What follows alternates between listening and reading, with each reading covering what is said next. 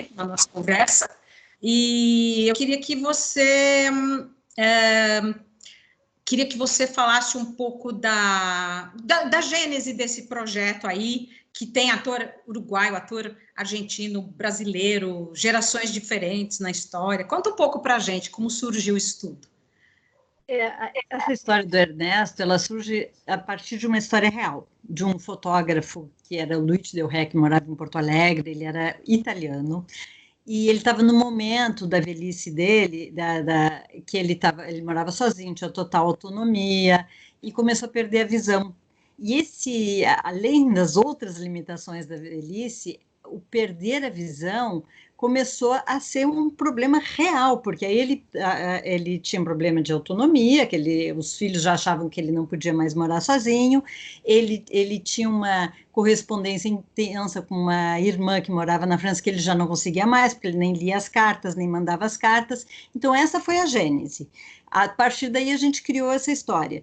Eu gosto muito e acho muito interessante essas figuras, em Porto Alegre tem bastante, que são dos estrangeiros que vieram para o Brasil, né, no momento provocado pelas diásporas, né, provocada pelas ditaduras americanas, ficaram aqui, mas sempre cultivando a sua cultura, e a língua, ela foi se criando uma nova língua, que é essa mistura do português com o espanhol, mas mantendo muito do espanhol.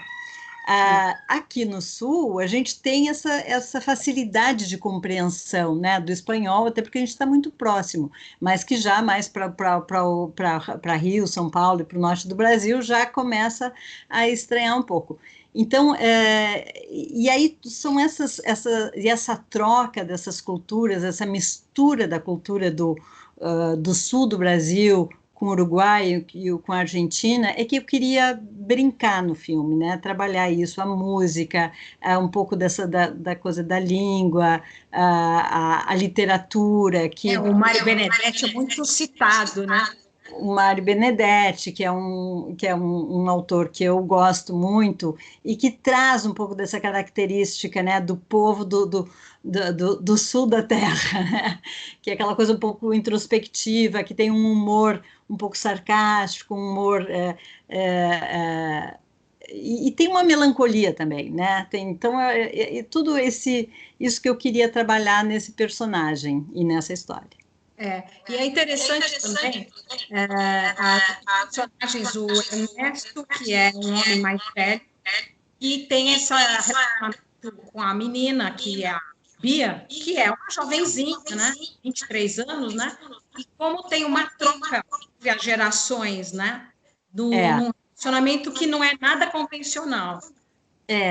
Isso que eu acho que é bacana, e eu acredito que na velhice essas trocas são fundamentais, porque o jovem, ou a pessoa mais jovem do que ele, apresenta um universo que ele já não está convivendo mais, mesmo que seja através do olhar da menina, né?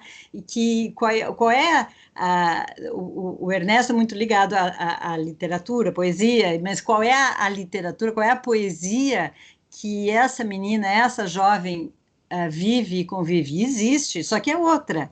Então, essa possibilidade de convivência é que eu acho que desperta nele a vontade de seguir vivendo intensamente, né? Porque senão é ficar em casa esperando a morte chegar, né? E não é o caso. Então, eu acho que sem dúvida que essa troca entre os dois é que possibilita e desperta ele para a vida.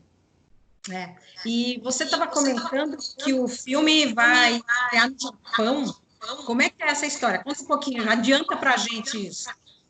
Isso foi super bacana. A estreia mundial do filme foi no Festival de Busan, na Coreia do Sul. E foi muito encantador, foi muito surpreendente para mim a reação do público coreano ou asiático, né? Porque não eram só os coreanos que estavam assistindo o filme. A identificação, a temática da velhice, que é muito cara para eles, né? Eles têm muita preocupação com isso. E imediatamente, quando a gente voltou do festival, imediatamente recebemos uma proposta de distribuição no Japão. É uma distribuidora que trabalha muito mais filmes asiáticos, bastante europeu, e acho que o Ernesto é o primeiro brasileiro. Eles distribuem a Chapong e outros é bacana, assim, é pequena, mas ela é muito. Eu estou encantada com o trabalho deles, é muito interessante. E agora vai entrar em julho. Tóquio abriu as salas de cinema faz 2 semanas, né? As outras cidades do Japão já tinham aberto no início de maio. E aí teve cabine já, então essa perspectiva de passar o filme no cinema, que aqui a gente ainda não sabe quando vai ser, é maravilhoso. E acho que também porque nós já vamos ter a experiência do retorno às salas de cinema com o nosso filme lá, né? E aí a gente pode se trabalhar e projetar para a estreia aqui, né? Porque agora nós temos uma pré-estreia digital e vamos continuar planejando a estreia nos cinemas. Vamos aproveitar esse espaço online que também é bastante bacana.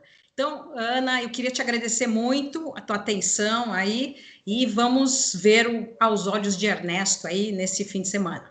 Obrigada. Vamos aproveitar. Vamos ficar em casa com os filmes brasileiros do Festival Online de Pré-Estreias. Obrigada. Obrigada, Nelson. Ok.